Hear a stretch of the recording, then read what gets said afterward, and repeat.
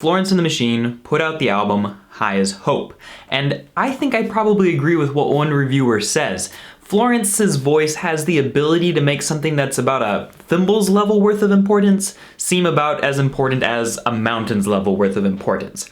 But I don't necessarily think that that's a bad thing. I was talking to my wife April the other day, and she made the very good point that even if one of Florence's issues feels like a thimble's worth of importance to us from the outside, because she's living her own life and she's in the middle of it, it can seem much more important and much bigger to her. And based on the fact that she develops a lot of her lyrics by journaling, doodling, thinking, feeling, experiencing, I have to say that taking these experiences and thoughts and blowing them up a little bit helps us, I think, to better understand her and who she is and how she experiences them. So in this video, we're gonna explain every song from High as Hope, and I have to say that overall, I'm really impressed with the lyrics. Hey everybody, I'm Clifford Stummy, the pop song professor. Welcome to my channel where we make English class awesome by explaining and sometimes roasting song lyrics on weekdays. Today we're talking about the High as Hope album from Florence and the Machine, and it is a really good album. I've got two other videos where I explain Big God and Hunger, the music videos and the songs. You should definitely go check those out, but let's go ahead and jump into the album. First off, we have the song Joong, and I want you to listen to these lines. I hear your heart beating in your chest, the world slows till there's nothing left. Skyscrapers look on like great unblinking giants in those heavy days in June.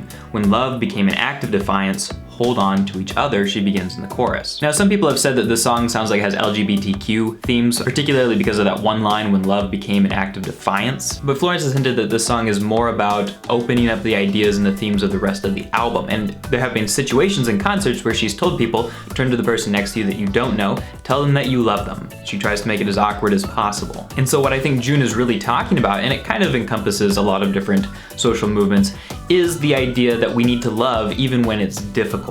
That community togetherness cemented with love is what really matters. Hunger is a really interesting song that starts by talking about an eating disorder that she had as a child. However, it quickly transitions from that to being about the hunger or the emptiness that we all feel when it comes to loneliness. We hear in the song, at 17 I started to starve myself, which is a visceral beginning. I thought that love was a kind of emptiness, and at least I understood then the hunger I felt, and I didn't have to call it loneliness. Then in the chorus she begins, we all have a hunger. And a lot of this album is gonna be about her recentering or better understanding her own appreciation of what love is. It's not something that's supposed to make you feel like you need more. It's something that's supposed to fulfill or satisfy you. In South London Forever, she talks about growing up, experimenting with things, trying things like drugs, and she's kind of looking back to looking forward, because part of the song is her saying, yeah, back then I used to look forward to what now would be like. When I go home alone, I drive past the place where I was born and the places that I used to drink, young and drunk and stumbling in the street, and we're just children wanting children of our own. I want a space to watch things grow, but did I dream too big? Did I have to let it go? And for the fourth song, Big God, definitely check out my explanation of that entire song in depth elsewhere. But for now, basically it's about a person she was dating who ghosted her and how she just felt terrible about it. And so a friend told her, look, there's so much emptiness inside of you and you're like looking to other people for your satisfaction. It would take a big God to satisfy you. And so she sings, you need a big God, big enough to hold your love. You need a big God, big enough to fill you up. And then in verse 1, she talks about this guy. She says, you keep me up at night. To my messages, you do not reply. You know I still like you the most, the best of the best and the worst of the worst. Well, you can never know. The places that I go, I still like you the most. You'll always be my favorite ghost. And so we see her obsessing about this guy even though he's gone, emphasizing that emptiness that she has that's gonna need something huge to fill apparently. Let's hear what she has to say about the fifth song, Sky Full of Song. This was a song that just fell out of the sky fully formed. Sometimes when you're performing, you get so high, it's hard to know how to come down. There's this feeling of being cracked open, rushing endlessly outwards and upwards, and wanting somebody to hold you still, bring you back to yourself. It's an incredible, celestial, but somehow lonely feeling. And we hear the lines, hold me down, I'm so tired now, aim your arrow at the sky, grab me by the ankles, I've been flying for too long, I couldn't hide from the thunder in a sky full of song. And if I had to empathize with this in any way, I would say that I'm a very huge extrovert, I can be, and sometimes I'll get in a crowd of people and I'll just be maybe I'll be working the crowd a little bit, making jokes, getting people to laugh, and it'll kind of give me this like rush or this hyperactivity, but it keeps feeling like I'm going out over this ledge and taking more and more risks when maybe I need to just shut up and listen and be part of the group as a whole. It just feels like I'm walking on a very thin ice of jokes and fun and frivolity when I really want the conversation to feel a little bit more firm and less like I have to entertain people to be cool. And in her way, that seems to be what the song is about, her needing grounding after she's rushed out and given so much and gone out on so much thin ice. Song number 6 is about her sister Grace. Florence feels like she wasn't that great of an older sister and that her sister Grace acted like the older sister more often. So we hear the lines, "Grace, I know you carry us. Grace, and it was such a mess. Grace, I don't say it enough. Grace, you are so loved." And talking about the song, Florence says, "Grace was literally like, what the F? You put me through all that, now this? You could have just told me you love me. You don't have to be so English about it, then go make a pop song out of it." I have huge feelings for her, Florence says.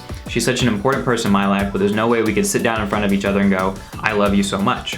But our family is riddled with intimacy issues. We're terrible at being told we're loved and telling people we love them. So that song is just like a big bond. Number 7 is called Patricia, and it's an ode to Patti Smith, who wrote the song Because the Night. If you don't remember that song, it's something like, because the night belongs to lovers, because the night, yeah, something like that. I really don't like to sing. And in her ode to her, Florence sings, "Oh Patricia, you've always been my North Star, and I have to tell you something. I'm still afraid of the dark, but you take my hand in your hand." Number 8 is 100 Years, and it's a song about her learning how to love without being so needy about it. Like, she wants to be able to love by giving rather than love by feeling like she needs to feel loved, and like it's a dependency rather than something that's a joy. We hear the lines, "Then it's just too much. I cannot get you close enough. 100 arms, 100 years, and you can always find me here. And Lord, don't let me break this. Let me hold it lightly. Give me arms to pray with instead of ones that hold too tightly." Powerful stuff. It really is. And number 9, The End of Love, builds on that theme as well. And it also kind of pulls the album together as a sort of thematic climax. Number 1 was about loving even when it was an act of defiance,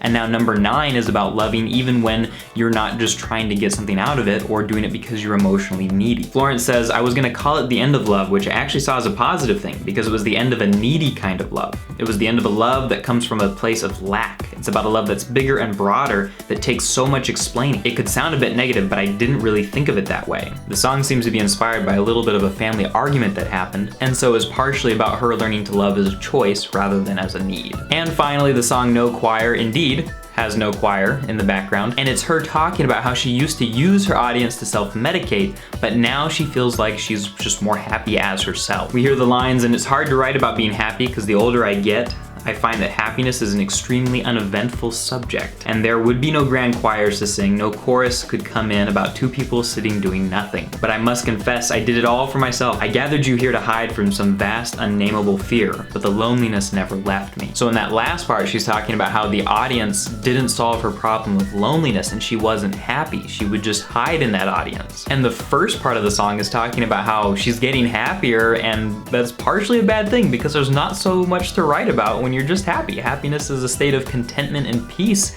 and there's not going to be a camera looking at two people sitting doing nothing being comfortable together. I love how this album starts talking about love as an act of defiance and then learns to kind of control yourself so that you're loving the right way, and then ends by being about happiness. So this person has learned to love the right way, and it leads to peace. And so you can see how this album, High as Hope from Florence and the Machine, tells a story throughout it thematically. It's really interesting. If you get the chance, I would listen to the whole thing straight through or read the lyrics the whole way through, and I think you'll be happy that you did. Guys, thanks so much for watching. Don't forget to check out those 2 explanations of Hungary and Big God that I did where we get deeper into the singles from the album. Hope that you enjoyed this video, and I'll talk to you next time.